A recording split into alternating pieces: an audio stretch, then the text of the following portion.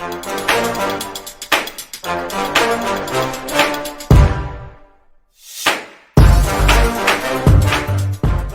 everybody, back again, and today we finished the long-awaited Rapier longsword hybrid. Today we make the pommel and the handle.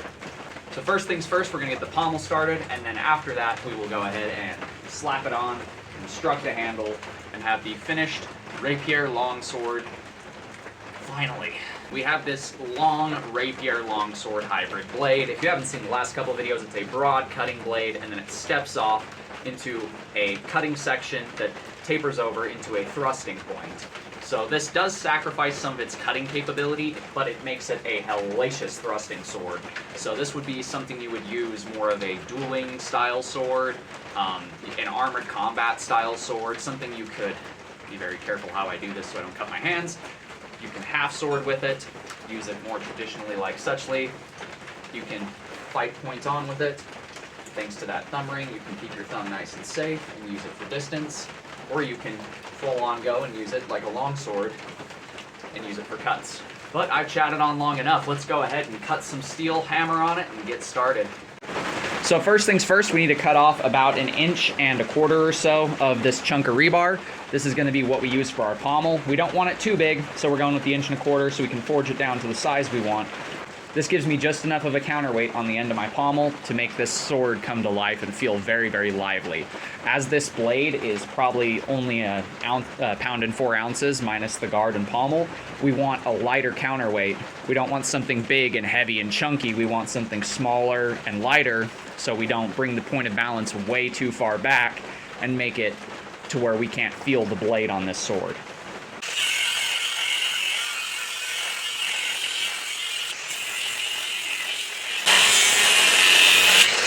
This is going to be our nice little chunk that we use in order to make our pommel.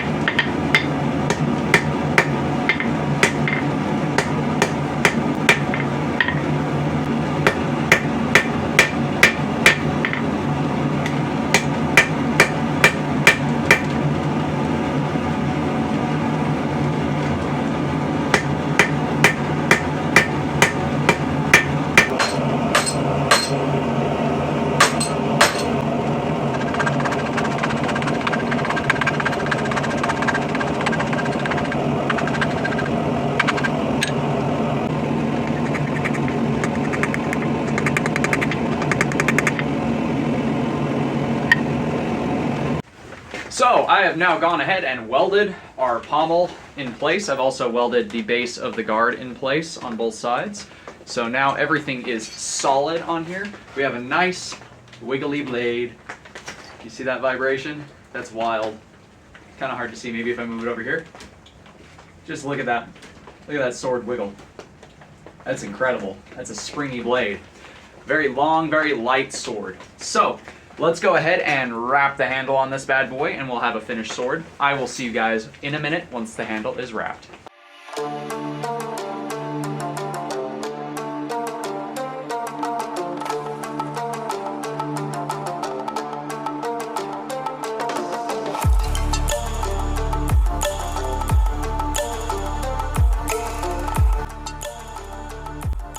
So we have gone ahead and finished up the sword. We got the handle constructed on here. It is a twine wrap with epoxy, basically infill.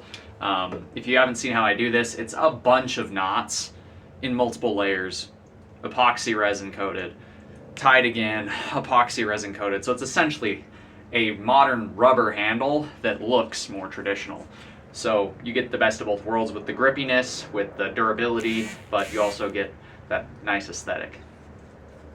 And as you can see, speaking of nice aesthetics, we've got a beautiful sword here. We've got our nice thumb ring guard, we've got our beautiful leaves on there, we've got that crazy pommel with the slight upset teeth on it for pommeling.